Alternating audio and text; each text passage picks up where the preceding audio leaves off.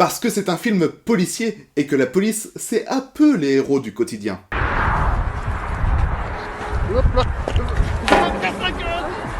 Enfin, quand je dis film policier, je parle pas vraiment d'un film policier à base de gentils flics qui poursuivent les vilains dans des rues malfamées et font piou-piou avec leurs pistolets.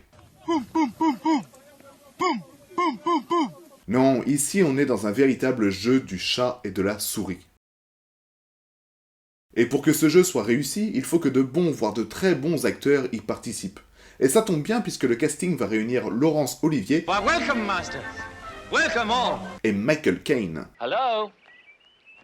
Are you there? Vous allez peut-être me demander qui sont ces types-là, et je vous répondrai que le premier a été l'un des meilleurs acteurs shakespeariens que compte la couronne britannique, au point d'obtenir un Oscar du meilleur acteur pour sa prestation dans Hamlet. To be or not to be? That is the question. Quant au second, est-ce vraiment utile de le présenter ?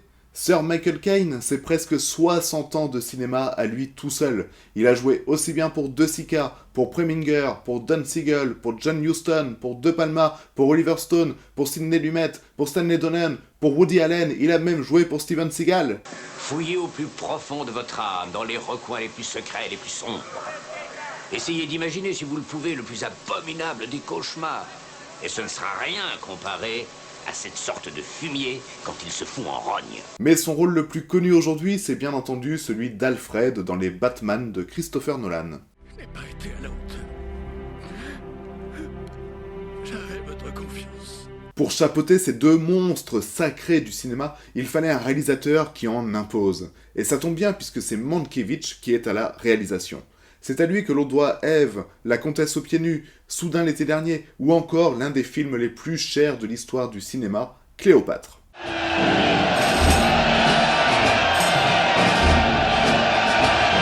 C'est d'ailleurs suite à ce film qui a totalement épuisé Mankiewicz aussi bien sur le plan moral que physique que le réalisateur a déclaré vouloir tourner son prochain film avec seulement 2 acteurs dans une cabine téléphonique. Et c'est ainsi que naquit Fun Game.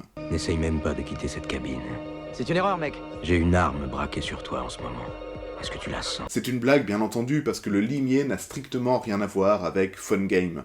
Le limier c'est un pur duel intellectuel entre un vieil aristocrate britannique auteur de polar et un jeune coiffeur italien.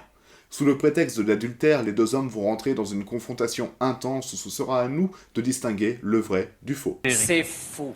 Pour simplifier le film, c'est un vieux entouré de marionnettes chelous qui propose de jouer à un jeu étrange. Ça vous rappelle quelque chose ? Bonsoir. Nous allons jouer à un jeu. Et s'il y a un plan à retenir du film, c'est celui-ci.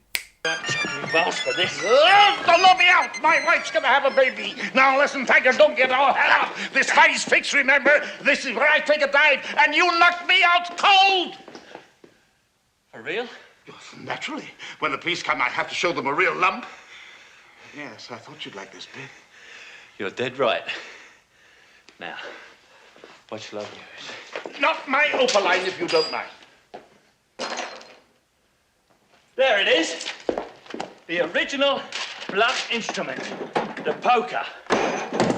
Right. Nice lady. Now, where do you want it? Now, don't get carried away. It's not a murder weapon you were talking about, you know. No? No, we're discussing an object from which I receive in the classic formula a glancing blow which will raise a lump without actually cracking the cranium. Et voilà, c'était Le Limier de Joseph Mankiewicz. C'est un film unique qui fait partie pour ma part de ces petits bonbons que l'on prend toujours plaisir à revisionner de temps en temps.